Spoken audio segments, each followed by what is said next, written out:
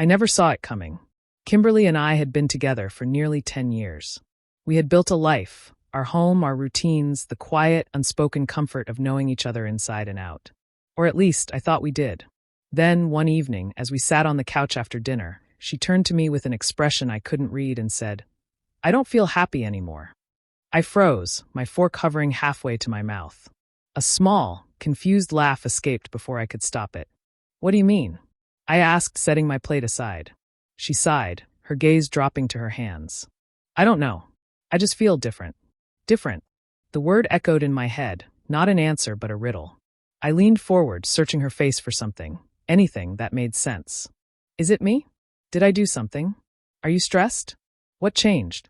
She shrugged, her eyes distant. "I don't know. I just need space." Something heavy settled in my chest. Space. I had heard that word before, from friends whose relationships had quietly unraveled, from stories that always ended the same way. It was never just space. It was the beginning of the end. But I refused to believe that. I told myself this was just a phase, that she was feeling off and it would pass. So instead of arguing, I took a deep breath and asked, "What do you need from me?" "I just need time," she murmured. And just like that, everything shifted. I fought for her. I refused to accept that this was the end. I convinced myself there had to be a reason, something I was missing. So, I planned date nights, bought her flowers, left handwritten notes in her purse. I cooked her favorite meals, asked about her day with genuine enthusiasm, listened carefully to every word she said. I even took a few days off work to spend time with her, thinking maybe I had been too distracted. Maybe I had taken her for granted. None of it worked. No matter what I did, she remained distant. She smiled, but it was polite, not genuine. She let me hold her hand, but her fingers no longer curled around mine the way they used to. When I kissed her, she kissed me back, but it was empty, like she wasn't really there. Then I started noticing the little things. The way she checked her phone more often, tilting the screen away from me. The way she sighed when I asked if she was okay, like she was tired of pretending. The hesitation before she said "I love you," like the words no longer fit right in her mouth. One night, I put everything into making the evening special. Candlelit dinner, soft music in the background, every detail perfect. She sat across from me, absently stirring her food, barely eating. "You don't have to do all this," she said suddenly, not even looking up. I set my fork down. "I want to." She exhaled, a long, slow breath, like she was carrying a weight I couldn't see. "Greg, I told you, I just need space." I stared at her, something inside me cracking. Space? From what? From me? She didn't answer. And in that silence, I found my answer.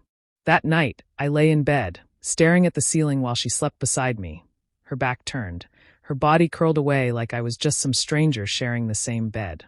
I had done everything I could. I had given everything I had. But if she didn't know whether she wanted me, then why was I the only one fighting? So I stopped. I stopped texting her throughout the day. Stopped checking in. Stopped asking if she was okay. Stopped planning things. Stopped trying to make her feel special. I still loved her, but I wasn't going to beg for her attention anymore. And that's when something strange happened. She noticed. At first, it was subtle. She started texting me in the middle of the day. "Where are you?" When before, she barely acknowledged my absence. She called me at work, just to check in. She started asking about my day when, just days ago, she barely responded when I asked about hers. She waited up for me at night, looking up from the couch like she had expected me to walk through the door hours earlier. One evening, I walked into the kitchen to grab a drink, and she was standing by the counter, watching me. "You've been really distant lately," she said, her voice softer than usual. I took a sip of my water, shrugged. "I'm just giving you the space you asked for." She blinked. And for the first time in weeks, I saw it, uncertainty.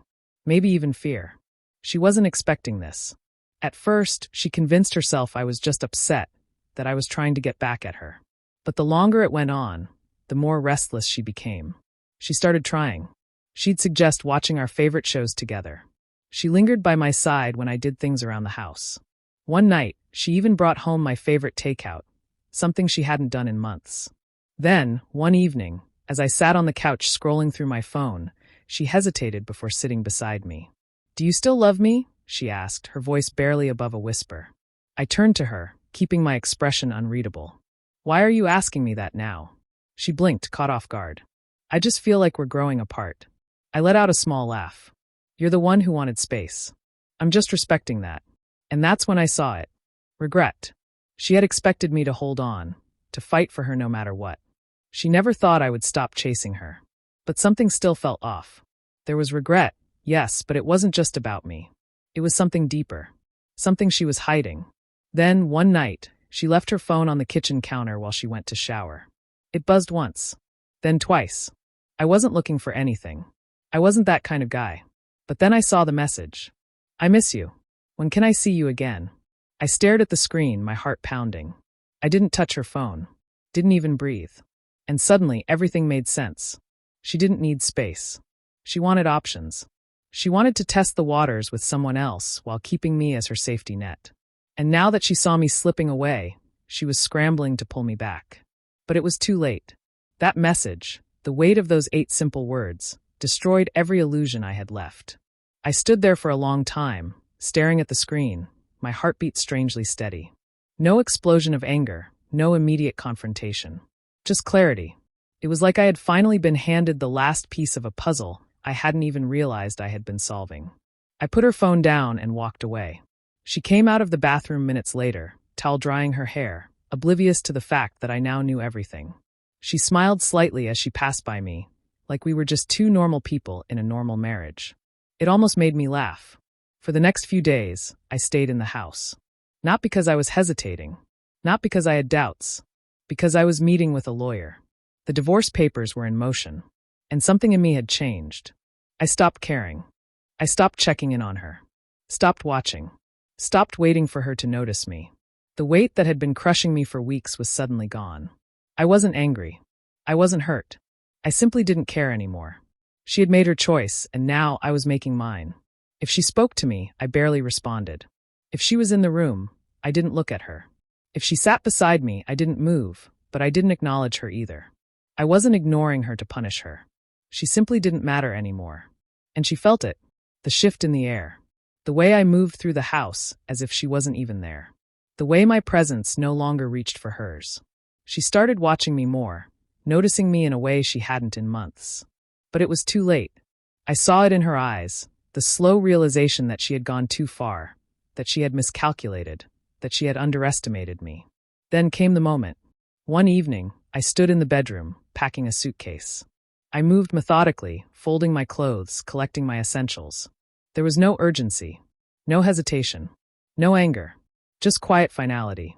Kimberly walked in, her steps hesitant, her arms wrapped around herself as she leaned against the doorframe. "What are you doing?" Her voice was small, uncertain.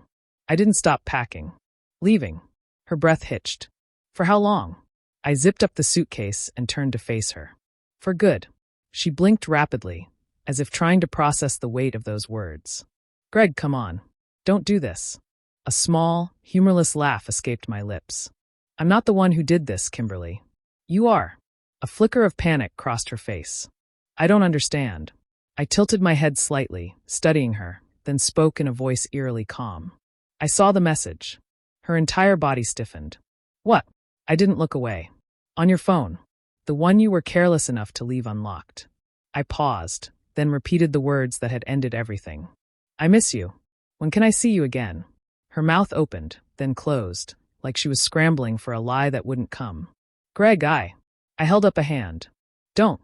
It didn't matter anymore. I grabbed my suitcase and walked past her. She followed me down the hallway, her footsteps quick, her panic growing. "Wait, where are you going?" "I told you. I'm leaving." She looked stricken, like the air had been knocked out of her. I don't want us to fall apart," she admitted, her voice barely above a whisper. I stopped at the front door, my hand on the handle, then turned to face her one last time. "We didn't fall apart, Kimberly. You walked away. And now I'm doing the same." Her eyes filled with tears. She reached out, her fingers trembling as they wrapped around my arm. "Please. I don't want to lose you." I looked at her, really looked at her. This woman who had once been my world, who had made me believe we were unbreakable, only to shatter everything when she thought she had the luxury of my unconditional loyalty. "You already did." And then I walked out the door. I didn't look back. I didn't wait for her to chase after me. I heard her sob as the door shut behind me, but for the first time in a long time, it didn't matter. Because I was free. The next morning, I officially filed for divorce. I found an apartment across town. Nothing fancy, just quiet. A fresh start. Over the next few days, I packed up the rest of my things, signed the paperwork, and left the house behind. Kimberly didn't fight me on it. Maybe she thought I was bluffing. Maybe she thought I'd come back. But I didn't. For months, I focused on rebuilding my life. I poured myself into work, went to the gym more often, picked up old hobbies I had abandoned during our marriage. And eventually, I started dating again. At first, it felt strange, sitting across from a woman who wasn't Kimberly, learning someone new. But it also felt good. Refreshing, even. I was finally living for myself. 6 months after the divorce was finalized, there was a knock at my apartment door. I wasn't expecting anyone. I had just finished lacing up my sneakers, getting ready for the gym, when the sound echoed through my place. When I opened the door, I froze. Kimberly stood there. She looked nothing like the woman I had left behind. Her hair was pulled into a messy bun, her eyes were tired, her hands clasped in front of her like she was holding herself together. "Hey," she said softly. I exhaled, already knowing where this was going. "Hey." She shifted on her feet, glancing around as if taking in my new life. "Can I come in?" I thought about it for a second. Then I stepped aside. She walked in, her eyes scanning the space, her movements uncertain. I leaned against the counter, arms crossed. "What are you doing here, Kimberly?" She swallowed hard, staring at the floor before finally meeting my gaze. I needed to see you. To talk." I didn't say anything. She took a shaky breath. "I made a mistake, Greg." I tilted my head slightly, waiting. I thought I needed something else. Something different. But nothing worked. The guy I was seeing? I ended it. Tried dating again, but nothing lasted. She took a step closer, her eyes pleading. And then I realized it was you. It was always you. I let out a slow breath, rubbing a hand over my jaw. "Kimberly, please, just hear me out," she interrupted, voice desperate. "I was stupid. I ruined everything. But I swear I see it now. I see what I lost." I stared at her for a long time, letting her words settle. Then I shook my head. "I moved on, Kimberly." She flinched, like the words had physically hurt her. "Greg, please," she whispered. "No." My voice was firm but calm. "You walked away. And I spent months trying to figure out what I did wrong. But now I know I wasn't the problem. You were." Tears welled in her eyes. "I miss you," she choked out. I sighed and stepped toward the door. "You should go." She didn't move at first. She just stood there, lips parted, as if she wanted to argue, to beg. But I had nothing left to give her. Finally, she nodded, wiping at her eyes. She walked past me, stopping at the doorway for just a second. "I'm sorry," she whispered. I didn't respond. And then, she walked out of my life for good. I shut the door behind her, locked it, took a deep breath. And for the first time since it all began, I felt at peace. Because in the end, I had won.